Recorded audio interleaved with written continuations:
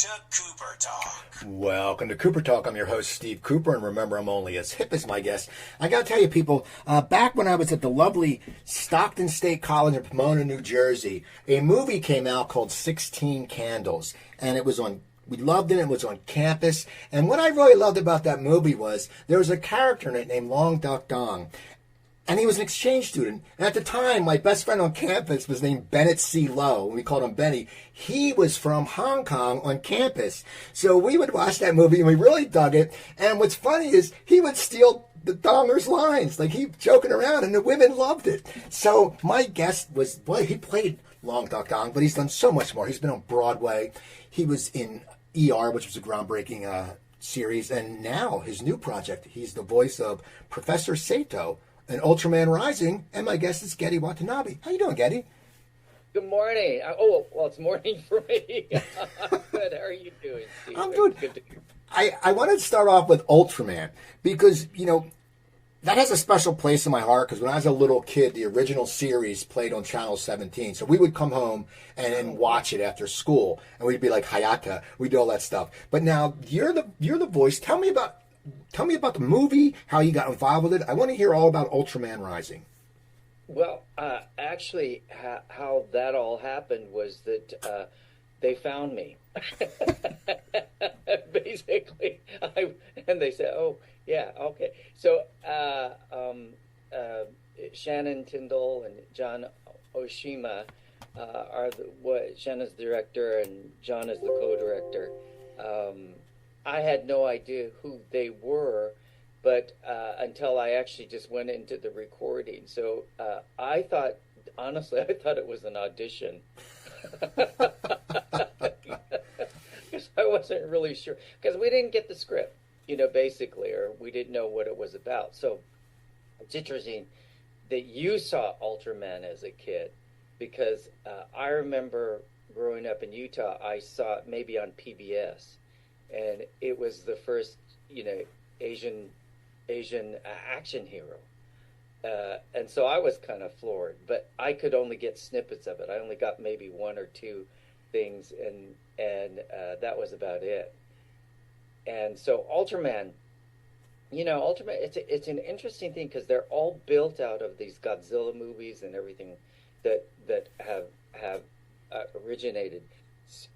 And the thing to remind people of is that what I thought was fascinating was that, it was after the war, and a lot of these movies were made because of the bomb, the Japanese bomb, basically, in Hiroshima and Nagasaki, because, and it was a warning to, what will happen if we, will morph into these horrible, you put the bomb, the bomb explodes, and then all of a sudden these ugly monsters start coming out because they start, DNAing, in different ways, in different forms. So it has a history that's pretty amazing. So Ultraman, I think, is just part of the connection to all of the story being retold, that be aware and take care of your, take care of the earth as much as you can. And this Ultraman is apparently there's been a few of them made, which I didn't realize at the time. So, what made me excited was the fact that, look at me. I mean, who would cast me as an action hero, so that was pretty exciting. So I was kind of thrilled with it. So, I was going to say this real quick. I was going to ask you, but we'll get back to your saying, but I'm going back to what you said in the beginning. You thought it was an audition. You didn't have a script. How does an actor go somewhere where there's not a script? Like, usually you'll get sides or like that. So, I mean, you just walked it. You had no idea. You just kind of trust the director, which was, Shannon. And I kind of knew that I was playing a father. And that was the only thing that I kind of understood, and that my son had these powers. What I didn't realize till later in the script was that would have made me the original Ultraman. which I was really shocked about. So, and then I thought, oh, that's a lot of responsibility through that whole sense. So it really, it kind of every moment was, when you get the script was a shocker, because like I kept going, oh, that was, you would hear me every once in a while in the booth go, oh, is that what happened? So tell me about your character. Tell me actually about Professor Sato. Well, he what he ended up doing is sacrificing kind of his family life in order to save the world. And so where we start with his character is that he's in a state of regret about his, the way how his family was raised, and how the mother had disappeared, and played by Taman Tomita, who was really fantastic. And Christopher Sean plays my son, and he's just, he's wonderful. And so what happens is that I end up basically in the beginning of the movie, Japan is attacked, and my son is a baseball star basically. So it's kind of Shohei, a little Otani going there, and the timing of this was unbelievable. Totally, I know. It's like you think about it, because I watched the trailer. I'm like, oh my god, like how perfect, and he even looks like Ohani, like it's just the build and everything, and like yeah. The timing of this was really spectacular. Especially now you got the Dodger contract and the whole thing like that, and then all of a sudden, so there's some kind of connection there within the movie. So I spend this time trying to resolve some problems, issues that I wasn't a very good father, which I wasn't. I really wasn't there. And his misunderstanding was the fact that I was trying to save the world. Isn't that amazing? Oh, I know. Me trying to save the world. I mean, actors are funny people. They get these roles, and as you're talking, all of a sudden you're going, "Oh yeah, right." That's exactly what this whole experience has been. Is that you hear yourself talking, and all of a sudden it's, "All right, that's what happened." So anyway, now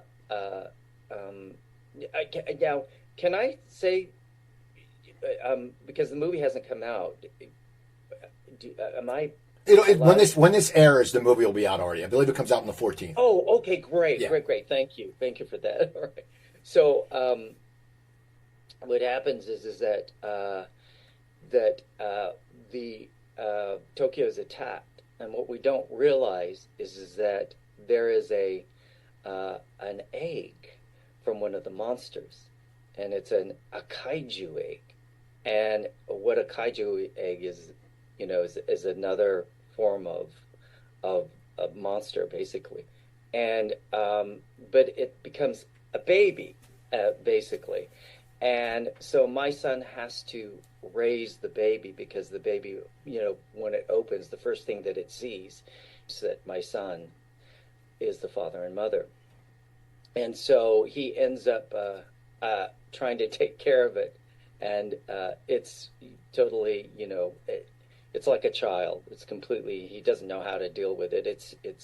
It's probably as tall as a building, and it's more.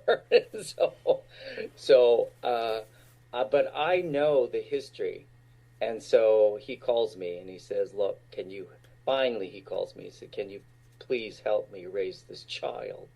And together we do that, and then we mend our relationship from that, and we realize that, and he realizes out of his cockiness about baseball and his life, that there's another reason why he was given these powers and how to use them, and so he understands my sacrifice at the end. So it's a good feel-good movie. That's good. Yes, it is. It's a very family-oriented movie. I hope that was clear, but yes, Oh yeah. that's Now I want to ask about your background. You grew up in Utah. yeah. Now, when did you decide you wanted to get into acting? Because I always think, like, I grew up near Philadelphia, so you're near New York and you're near, but Utah, as you said, you only saw snippets of Ultraman. You didn't even get the real Ultraman. When did you know, what got you into acting? Well, when I was probably about 5 or 6, my mother was a seamstress, and she sewed, and she sewed all of her life, but she came from the camps, from the camps in Idaho, the Japanese internment camps, and I recall that she sewed there, and she ended up sewing things for people, and then all of a sudden we lived near a college town, and they were doing a production of The King and I, and I was young, 5 or 6, and so they had asked. They were trying to find as many Asian kids as they could in Utah. And I happened to be one of them, and it also happened that my mom sewed, so they saw what great work she did, and she sewed costumes and helped sew some of the costumes for The King and I. And that's my beginning, basically. I just found the stage there. I was the kid where the king, I run in there and I bow, and I'm on the floor, and the king, the Yul Brynner part, it wasn't Yul Brynner, but the Yul Brynner part picks me up, places me on the floor, and it got a big laugh, and that was that. Well, so you had the bug at a young age. Now, how do you go from being a 5-year-old playing in The King and I in Utah to ending up on Broadway? Because you did Broadway when you were. I mean, it's one of those things. I love stories. That's why I love this show. I love stories like this because there's so many. I talk to so many actors, and some start off in Indianapolis, but for you, and even back then, there wasn't a lot of Asian roles either. No. The funny thing is that at the kudos to my schools and the ones that I attended, because I remember we did a production of Alice in Wonderland, and my mom sewed the clothes for that. I was I kind of remember my costume had 5 hearts, so I was the 5 of hearts or something like that, and I kind of just blended in with. I just don't know how that happened, but it wasn't even a thought in my head that I was really any different. You know what I mean? When as a kid, so you don't have those kind of like attachments, that say that you're too different. I mean, it wasn't until later, maybe I possibly found that out. But through high school, I was doing plays. It was the place where I wanted to go to, and just it was kind of like my church, when I was a kid. So I kept acting all through high school, and then I also. The other thing that I loved to do was sing. That was that I played guitar, and so when I graduated, I thought, I can't live here anymore. I've got to figure out who I am and where I am, and so I ended up street singing in San Francisco. I think I was 18 years old at the time, and I busked. I like that. I was waiting for you to say a word. I love that word, busk. I love it because in Philadelphia we get buskers, and I love it. Like you walk by, there's actually a guy who plays near where the Phillies play. There's this guy who plays the saxophone, and and before I moved back, I visited my now wife, and that was 12 years ago, and the guy was playing. And I went to a game last year, and the guy's still out there after a game playing the saxophone, and it's so awesome. Yeah, it was a really great time for me because I felt so free. And I remember I was singing and learning as horribly as many Bob Dylan songs as I could find. And so I would get out on the street, and I ended up to my surprise, making a lot of money. The old Ghirardelli Square, when it was just Ghirardelli Square, it wasn't all built up or anything like that. And they had a little stage. I remember this. They had a little stage, and anybody could go up there. And I thought, okay, I'll do it. And to my surprise, I remember, now I think you have to reserve that little place, right? But back then, you could just get up, and I started, and I ended up making really good money. And to my surprise, and then that time, really good money. And then I went into Chinatown and sang in Chinatown and Union Square. I started doing all of that, and then sometimes in coffee houses and stuff like that. And I just kept at it. I really wanted to be a folk singer. It never really happened after that. And then, should I keep going? Then I went to, what happened was that I was singing on the streets in Chinatown, and a wonderful casting director, Joanna Merlin, came by, and she heard me sing, and there was another, I think with her sister or something, and I remember they brought me to ACT, the American Conservatory Theater, to kind of, which later I attended their summer program, because I wasn't sure if I wanted to be an actor. And she said, do you want to, would you come and audition? So I basically was trying to find a Broadway song, because it wasn't. I couldn't have. If I sang a Dylan song, it probably they probably, I don't know. So the only song I remember as a kid, or the only song that said, they said, well, maybe I'll do. What did it? Oh, my mom loved Finian's Rainbow. And so I learned How Are Things in Glockamora. So I went to New York and went on the stage and auditioned, and I started to sing How Are Things in Glockamora, and they kept raising the what do you call it, the melody. The melody, yes. You know how much I know about music, how much I study music. They call it still a melody. Anyway, so I kept raising the pitch higher and higher, and I kept cracking. And I thought, well, they're probably laughing because of my voice in the song, or something like that. So they hired me on the spot. So I was 19 years old at that time, and they hired me to. For the show. So I was very lucky. I was going to say, like, it's you're just busking, and then you end up on Broadway. Yeah, exactly. It's one of those Hollywood, cafe, stories that, you get discovered in a, cafe or something like that. Now, when you got that part, and, you started performing, is that when you decided that you wanted to focus on acting? Because I'm sure still in the back you wanted to be the folk singer, but you're on Broadway. I mean, you think about it, that's people's dream. And if you sat there and said, oh no, I want to go back to singing, people would be like, we hate you, Gedde. We've tried our whole lives to get on Broadway, and you just got here and you're like, screw it, I'm out of here. And so what? I didn't know what I had, to be honest with you. In fact, I recall learning the song that I sang that turned out to be one of what I read and what I've heard from other people, one of Sondheim's favorite songs that he ever wrote.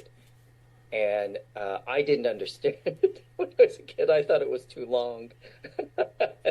And so, I loved doing it. I fully didn't understand the song when I was singing it for a while. I just kind of kept myself bright and cheery. That was kind of my sense about it. It wasn't until later that the full extent of the song, called Someone in a Tree, I started understanding the gamut of what it was in the juxtaposition of the show. But so I kind of was in some respect, it was probably my protector, a little clueless, when I came to New York, but it opened so many doors. And because I didn't go through the traditional, school, you know, process, that I thought, well, I've got to learn something somehow, some way. I can't just stay this way all the time. So, a wonderful actress, Frida Foshen, who was in the show, took me to my first acting class. I always remember this. It was Peter Cass and Kristen Linklater. I don't know if people know them, but it changed my life. Basically, I said, "Oh, okay, there's something really intelligent going on here, and something I didn't realize that I could do." And through that process, I started getting hooked more and more into what I was doing, and so. It's theater also is included now, musical theater, in my mind, and so it just kind of rollerballed into there. And I stayed in New York and studied, and then worked at the Shakespeare Festival, New York Shakespeare Festival, under the Joe Papp days. So that was kind of exciting. So I got to experience a lot of that venue, which was extraordinary. So you had this background, and you're acting, and you're really embracing yourself in the craft. It's something that came out of, once again, it was that chance thing of getting to play, and then someone basically taking you under their wing, this actress, and saying, you should really enhance this. So when do you decide to start auditioning for TV and movies? Like, I know 16 Candles was your big break, but were you getting parts before that, or? Oh yeah. Oh, I was doing a lot of theater in under Joe Papp's. No, I mean for TV. When did you decide to? Oh no! I had no sense about TV. I must say though, I did do. They did right after Pacifico, which was closed. I went to Scotland and did a TV movie for BBC called Martin Hartwell. And I have no idea where it is, or if it's one of those things. But and it was a dramatic role. It was Martin Hartwell was this man who we had a plane crash basically in the Arctic, and I played an Eskimo, and. And it turns out that that we starve, and whatchamacallit, I die. He basically eats me, to survive. So that was one of those first movies. I said, "Wait, I've seen this movie before. I've actually done this movie before. This is back in the '70s." And so I ended up. That was my first dramatic role, and then after that, I just kept going into the theater, and it wasn't until I was 28 years old that 16 Candles came along. That's crazy. I interviewed Alan Ruck, and he was old in the John Hughes movie. He was like on Broadway. He was like 28, and he was playing a high school kid. So it's so weird. But so how did the 16 Candles audition come about? I want the listeners to hear about the audition, because I know you acted like you spoke no English, but I want to. So did your you've heard the stories? Huh? Did you have an agent at the time who said, we want you to audition for this, or how did that happen? I did. It was pretty boring. A regular phone call saying, "Here, why don't you go and do this part?" And I looked at it and I said, "Okay, how am I going to do this?" And I didn't even know if I could do an accent. I didn't know if I could pull it off. So I went to my, and I'm trying to remember his name, but it was such a brief relationship because he was working at a restaurant that I used to go to, and he was a Korean friend of mine. And I said, I sat down, I said, I can't remember what his name was, but I said, I'm going to copy you, so don't get offended. Because you're an actor, you're going to pull anything out of a hat as much as you can. So I just was listening to him, and then I'd secretly go back and do something. And finally, I actually did him in front of him. He said, "Oh, that's good." And I went, "Okay." And so I basically went into the audition as the character. So they didn't know that, anything about my background. It was Jackie Birch and brought me in, and I went through a couple of rounds, and they were like going, "Oh wow, who is this kid? Where did he come from?" Because they were trying to find the character, and I didn't let them know, that I was, from Utah, that I didn't have an accent. And finally, I went up to Jackie, and I said, "Jackie, I have to tell you something. Listen to my voice right now. I'm from Utah. I don't really have an accent." And she went, "Don't tell John. Don't tell John. Just wait to tell until later, until you get hired, right?" So the process, I remember, went through a long, we kept maybe a couple more times or whatever, and then we didn't tell him until I got to Chicago, and I was after I was hired, and I just remember having this kind of lump in my throat, going like, "Oh, now I have to fess up to my lie." and and he was just amused. He was really amused by it. He just thought, "Okay, all right, this kid's insane. He can do anything." And we did the reading. Well, I did it before the reading just in case, because they were because John was really. I remember John was talking to me as if I did not speak English. That's how and I kept thinking, "Oh Jesus, how am I going to get out of this? How in the hell am I going to get out of this and tell him that?" Because I kept thinking, well, if I tell him, I'll probably get fired. I mean, well, I'll just go back and do what I was doing, and stuff like that. And I remember that really well. It was like confessing. So you get the part. Now, what was it like working with John Hughes? Because, as I said, someone from me, that's my generation. I mean, we saw that in college. I graduated high school in 82. I graduated college in 86. That spoke to us, And so, but John Hughes, wasn't, when that movie came out, he was known as a writer, but he wasn't really known. That was his first movie he directed. National Lampoon, right? Yeah. And all so what was it like being on the set with someone who was young and hip? And you had Molly Ringwald, and then the older actors were great. And you have my friend John Kapelos, who was on it playing the hairy bull hunk. But I mean, it's like what was it? Yeah.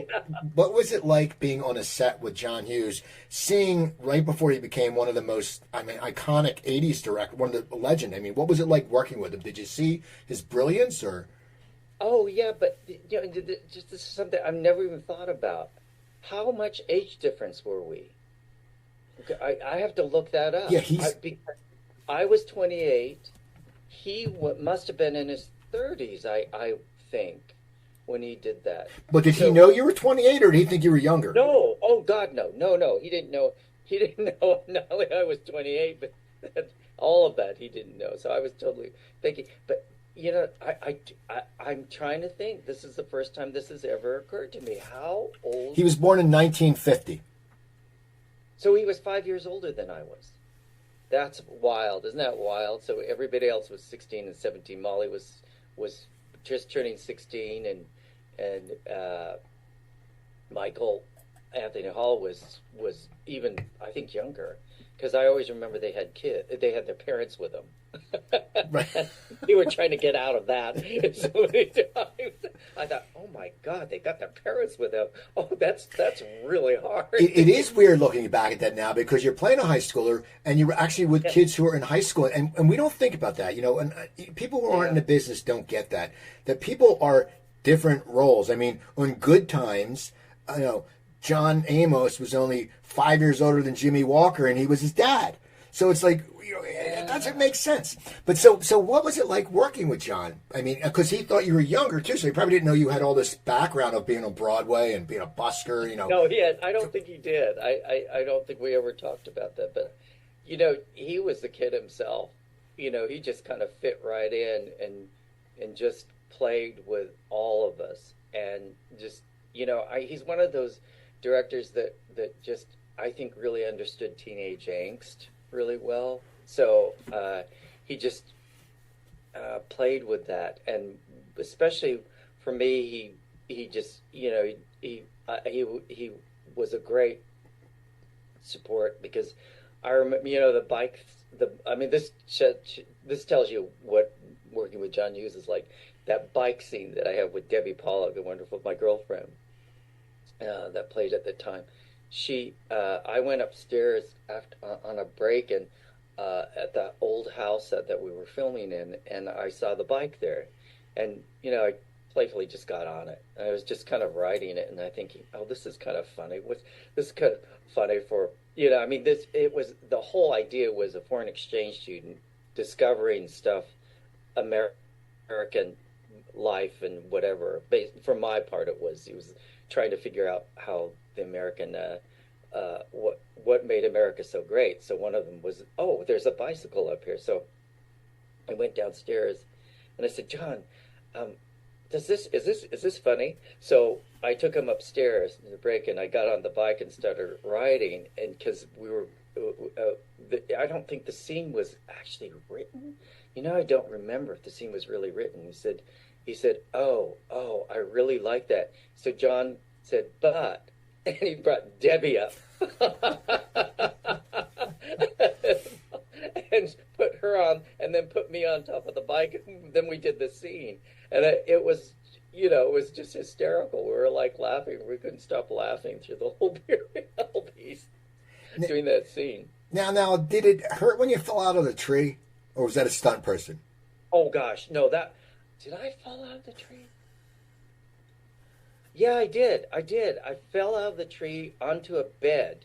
I kind of remember it was a mattress, a nice mattress. Because when you look at it, gosh, isn't that funny?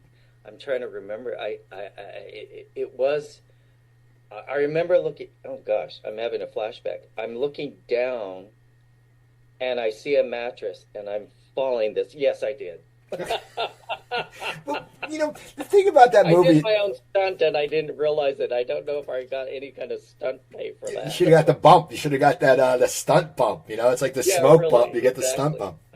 So I do have to tell you one thing, though, that my first paycheck for 16 candles, which wasn't that much, but was more than I would make in a year in theater. So I was really kind of stunned by it. I was looking at this check for Universal. I was like, oh my God. Now, the movie comes out and it does good. And so what's that like for you? Well, it started off pretty good. It did. Okay. So I thought it was, I didn't know, I went back to the stage, and so I didn't really think about the movie itself, and then it came out. And so it becomes popular, and how does that change your career? Because, and once again, there wasn't a lot of Asian roles back then. I mean, it's different now. I have friends who are Asian. My friend Tom Choi is Korean, and he's gotten different roles, and he was on Teen Wolf and stuff like that. But he said now, finally, he's been doing it forever. Roles are coming up. But what was it like for you after that movie becomes popular? Are people looking at you to sit there and go, "Oh, we want you to play a donger role," or are they saying, "Let him play whatever"? I mean, what happened with your career? Well, it was twofold for me in that sense. So, I had no idea really about movies, and it wasn't until I was just walking down New York City and a cop stopped me. And I went, oh God, did I do something when I knew? And he said, oh, you're the donger. And I went like, yeah, okay. And then all of a sudden it started to formulate, in my head, because people were coming up to me and quoting lines, from it. And I thought, wow, this is way crazy. This is just too weird. And then, but on the other hand, too, the controversy too, because it was considered like, well, it was stereotypical, and so people were kind of like, the Asian community was kind of upset about it, and the other flip side of that is that I worked at the Metropolitan Museum of Art, and I was in the admissions, but that was my day job. If I didn't have any kind of theatrical work, which was a great job. It was really, advise anybody to work at the Met if they can. But anyway, I ended up being berated by this Asian woman that came up to me and said, why'd you do a role like this? Why is this? And it was really kind of shocking to me. And so I didn't really know how to handle it. I wasn't really sure what the gamut was. It was in some sense, I just thought it was a role. It was funny. And that it had, he got the girl, basically. I want to just interrupt you on that. I just want to interrupt you on that because, as I said, my roommate, and he ended up being my roommate my senior year, Bennett CeeLo, love him to death. He came over, we always wonder, why are you coming to Stockton State, a small school? Like, his parents were merchants and had lots of money. And we're like, you could go anywhere. Why are you coming to this little state school that we could... And because his cousin went there. But he loved the role. And he sat there, and then we got him drunk, but he turned us on to music, like Roxy Music and stuff like that. But he didn't mind. When people on the campus would call him the Donger, he ate it up. He was like, all right, because girls would talk to him. He was like, all right. And because it was because the school back then, in New Jersey, it was so white, my college. It was a state school, but there was really no Asians. And for him, they loved, he was like the most popular guy in school, and he had no problem with it because it actually gave him an identity where it was an icebreaker, because a lot of times people didn't know how to speak to different people. But that's why when I heard the controversy, I'm like, man, my friend Benny, he hooked up with girls because of that role. Come on. Well, now, see, there's two folds to that, because I also heard from other Asian people that said, oh, I couldn't get a girlfriend because of you. So let me ask you, was he born here? Or was he's born from Hong Kong. This was his first time in America, and he came over. There's an interesting distinction there for me, is that, yes, a lot of the people who were raised in Asia, when they saw the movie, it was no big deal for them. But you have to realize that that society was all Asian, right? So I think that what happened is that, to me, the Long Duk Dong and the Donger, it was, to me, somebody had asked me from actually just recently, he said, well, what do you think of him now? And I said, he was an experiment, basically. Because there were so many different reactions to this role, and it just surprises me to this day. People still talk about it. When they bring it up and ask these questions, and there were so many different ways to look at this. There were people that were appalled, and some people that just embraced it, and I found that very interesting. I found that, though, if you were Asian American and you saw this, it was more difficult to swallow it, and the reason why is, don't forget, back in the 80s there wasn't any Asian representation. Basically, I was the only one that kind of, and I always said back in the 80s, I kept saying we need a non-accented, very handsome Asian male who goes to bed with women and men or whoever, and have a sex life and just go at it, and we need that response. We need that look so that we can assimilate in society. And look, it's happening. You know what I mean? Now it's happening now. But to go back to then, once again, as an actor, when there's the only roles that are offered, you're going to sit there and you're going to take those roles because you're an actor. I mean, what else are you going to do? Sit there, the Met was a great job, but you're an actor and you were just in a hit movie. And it really kind of assimilated into kind of like this strange kind of like, how do I maneuver through this? Because the community, we didn't have really a community back then. We had a community that complained about the movie, but they didn't know how to take care of, well, what do we do next?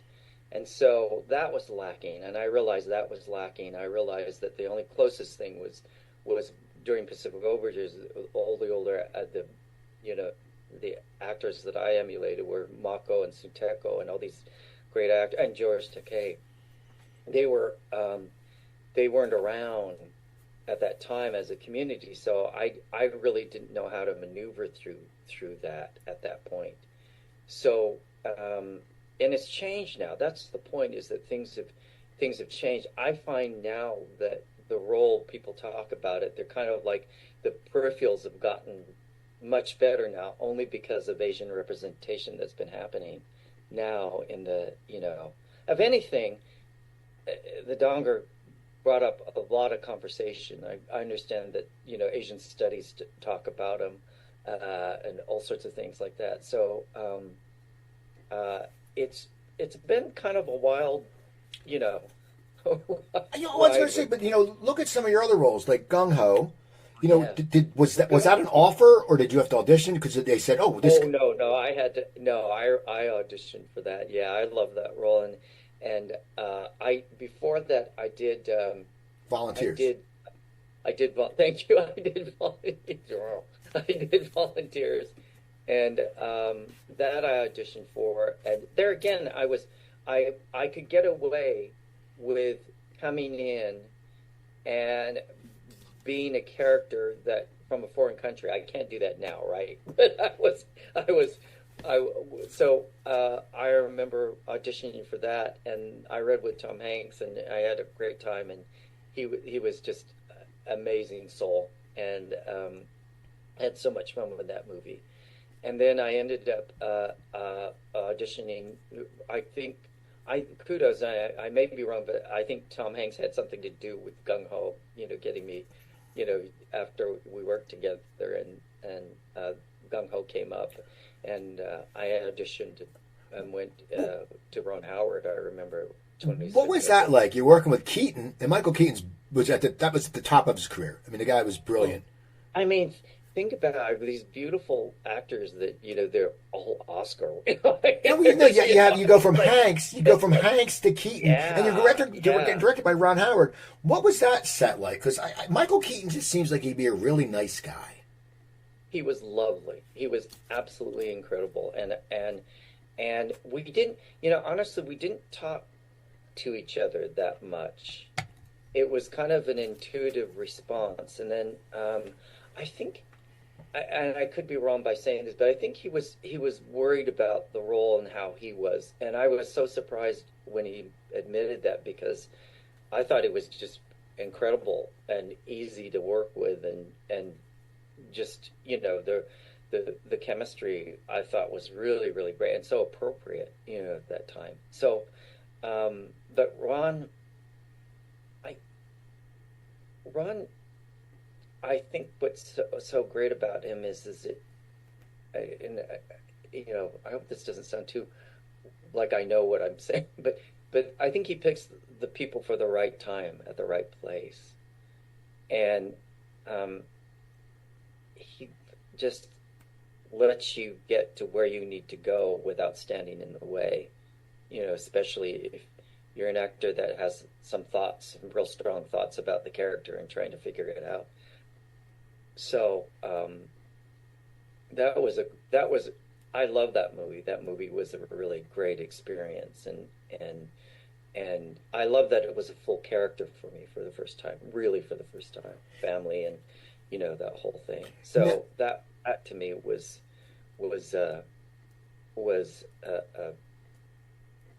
I was happy. Let's put it out. Now, was it exciting when it got picked up to become a series? Were you looking forward to that? I mean, I know it was short lived, but as an actor, actors always say, when you're on a series, you got that money, you got the check every week, and if it goes for a few years, you got that syndication. I mean, that's and you don't have to leave LA or wherever you live. I wasn't buying the BMW. I'll tell you that right now. But were you excited to be on a series? Because that's a completely different world than shooting a movie.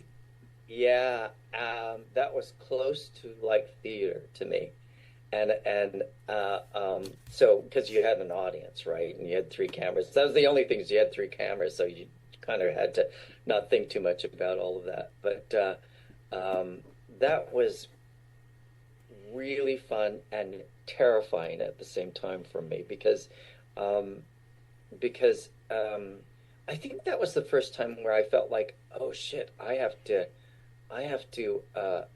headline something, I have to be the big guy, and my body just wasn't used to that, even though under those circumstances. And so you were doing publicity, you were doing the '80s were just crazy. You're doing these, like we're doing now, but a lot more. And so it was a lifestyle that I was like really, really not used to. I was kind of, I didn't know how to. I did okay, but inside I was terrified with Gung Ho. So when the series ends, what are your plans? I always wonder, because as I said, sometimes actors think they got on a series, it's going to run for a while, and then they got some time to pick and choose projects because they're not worried. But so what was your goal after that? It wasn't that way for the funny thing about pick and choose was not for me. I think probably for Asian actors, I didn't really think at that time. It still had the funny thing about we were still in that period where I remember I was trying to get the American Asian community to get involved with Gung Ho to support it. I thought that they needed a voice, and it still was not kind of like there. They didn't know. I think that they didn't know how to support the show itself, how to make it work. And so I found that to be kind of really frustrating because at that time we did need support. That I also think that maybe they didn't understand comedy, that it's comedy, and so it leads on to other things and other roles and other possible other kind of series or other things on television. So we're always on that borderline, and so the support was really, really difficult from the Asian community during that time. It's changed now, but it's changed now. You were doing a lot of comedy. Okay, and then eventually ER comes up. Now that was a groundbreak. When you look at it, that was like a mega hit drama. When you look back, you don't think about it now, but that got so many viewers. Like every week, you're like, oh my god, what was that like? Because now you started out in dramatic. I mean, but you had this run of comedy roles, and then you even worked with Weird Al Yankovic. I mean, you're working with crazy great people. What was it like working with him? With Al? Yeah. I'll call him Al. Fun. I just laughing. All I can remember is just fun laughing. He just Al is Al. Anybody who works with him, it's probably is a memorable experience. But he was just fantastic. So what was it like on ER? Because ER, as I said, was a. Well, I was there when they were all still there. George Clooney was there. All of them were still on the show. Thank God. It was kind of neat to be a part of all of that, and that was kind of intimidating because for me, just as the role, going in and out, of a scene, and the one camera going. I mean, all of that started to happen where that one camera, would follow you, and then all of a sudden, so it was fun, but it was intimidating also, and so it was. I was really thankful I got that because you're right. It was just pretty close to me as it was, and so Takata, is that his name? There's Takata. Yeah, I think Takata. so. Yeah. So Takata was gay, and he was really nice and just spoke plainly and stuff like that. And so he was great. I really, really enjoyed playing him. He was a real extraordinary character for me, and I did it for God, how many years? Oh, but before that, I wanted to mention this. So after Gung Ho in the '80s, So I sent so I was, oh, this is interesting. Before that, I sent a letter to the Children's Television Workshop, and they were a few blocks away. It was just a letter. I didn't think anything would come out of it because I thought, oh, I should see if I can do a role that's just kind of plain and whatever. And I got a response from them, and the producer called me, and they brought me in, and I went, "What's? I can't believe I just wrote a letter just as a fan." And I ended up doing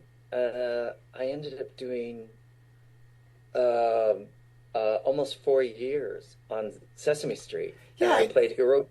so Yeah, that and that was exciting to me. I really love that. We it was I was still living in New York, and I got to play with Snuffleupagus and Kermie and and all of them, and it was really to me that was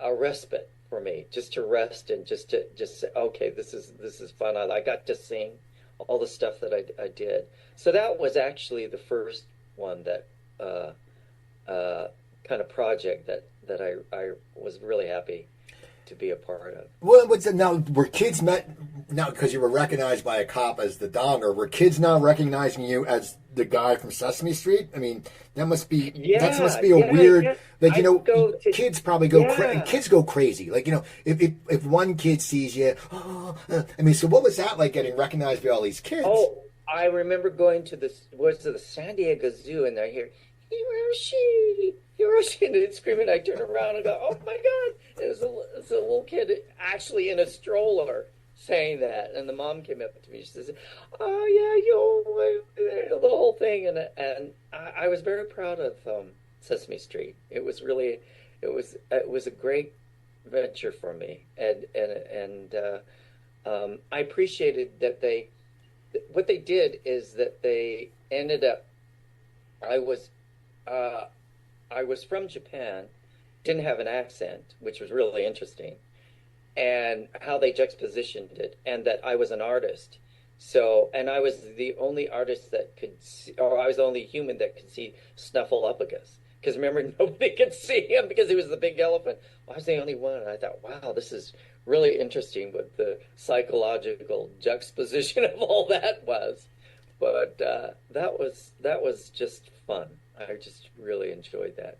Now, when did you get into voice acting? Because you've done a lot of animation. When was that just something that came about? I mean, because people always say it comes about, and then they love it because they say it's such an easy day. You can go in your pajama pants. You can just show You up. don't have to memorize lines. No, yeah, no one. You don't even know what you're going to say when you went into Ultraman. I've become a very lazy actor in my youth.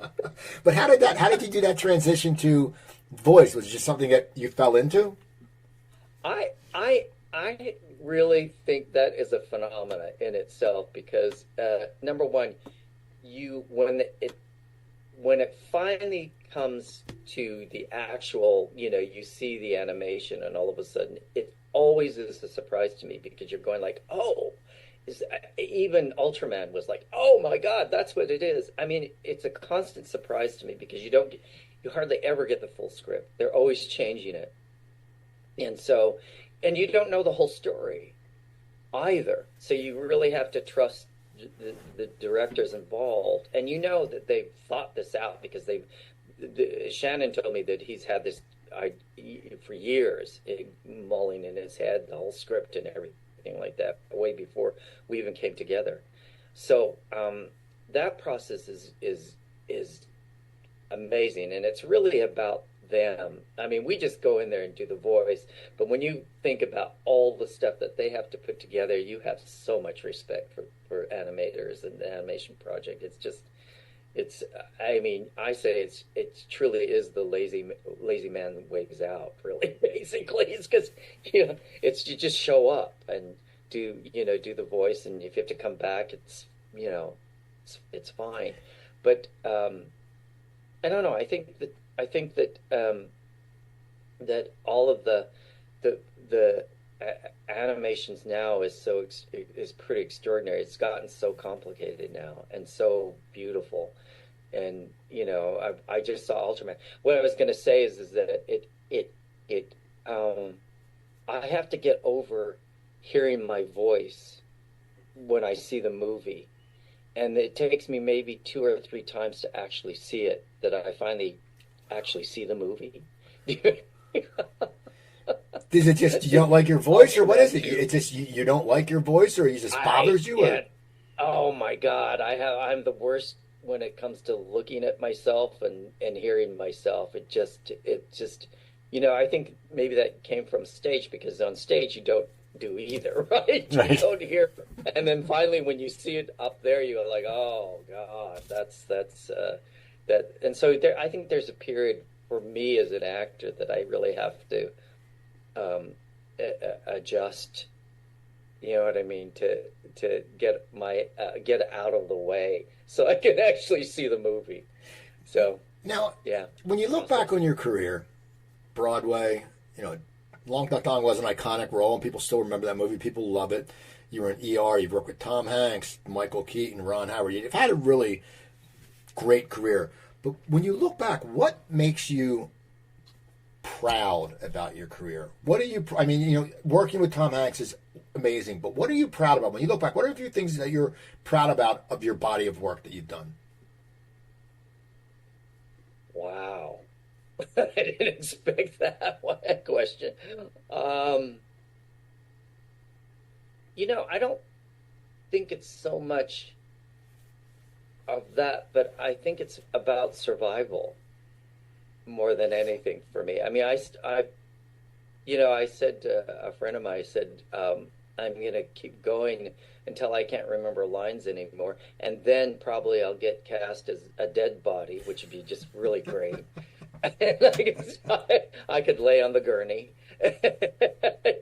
somebody that can't, the whole thing. So I think it just continues. I'm astounded that, honestly, that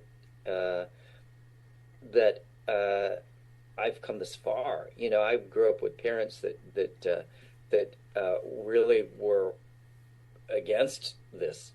For me to go, they were appalled by it. And I think the pat of the back that I ever got from my parents was a phone call. My parents, don't get me wrong, they typical, but the thing was that was always said as I get a phone call that says, "Hey, are you making money?" And I said, "Yeah, I'm making a little money." Good. And that's it. Click. I think they were proud from a distance later down down the road. So it's now the generations of Asian actors and their parents. I mean, it's just amazing. And I get so jealous when I see all these parents coming out and their kids and their son and everybody like that. It's just changed so much. The world has changed so much when it comes to us as a culture too. It really has. And thanks to Netflix too, because I think they really pulled out the plug when it comes to diversity. I'm stunned by them. I'm stunned by their stories now coming out. Well, before we go, I want you to tell me a good 16 Candle story, because I'm a big 80s guy. I want to hear. Give me a good story about shooting it or after, or just something I want to hear. One of my fondest memories is, don't forget, there was a generational gap. So I wasn't 16, I was 20. So we're pretty much a little more than even 10 years apart. And I grew up in the theater and stuff like that.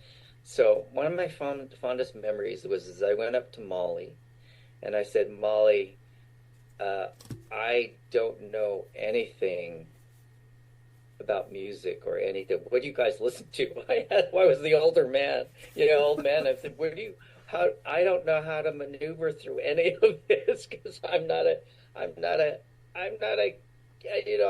teenager. And so, to her wonderful, delight, and just her father was extraordinary. He was blind, and he was a piano player in the business. He was a really interesting man. He was very kind, and also, and I remember the family really well. But anyway, besides that, Molly Molly, I said, let's go have a picnic. So we went and had a picnic. And we sat down, I forget which park, when she took the time to do that. And she got out her little cassette player and popped it in and played Kate Bush. I can remember that. So she started with Kate Bush. Now, the rest of it, I don't remember the other people, but I remember Kate Bush. And I was just thrilled that's one of my favorite moments. My favorite story is that. Well, that was awesome. That's awesome. I want to thank you so much for coming on today, Gedde. People, go check out Ultraman Rising. You can find it on Netflix.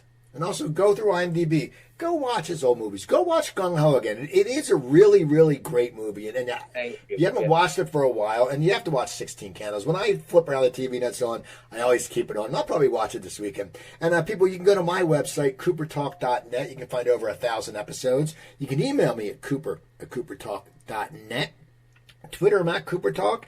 And on June 27th, if you're in the Philadelphia area, I will be hosting my twice-a-month comedy show, Speakeasy Stand-Up at the hottest new venue around called the Soundplex Studios. So come check that out. Email me if you want more info. I'm Steve Cooper. I'm only as hip as my guest. Don't forget, drink your water, eat your vegetables, take your vitamins, and I'll talk to you next time.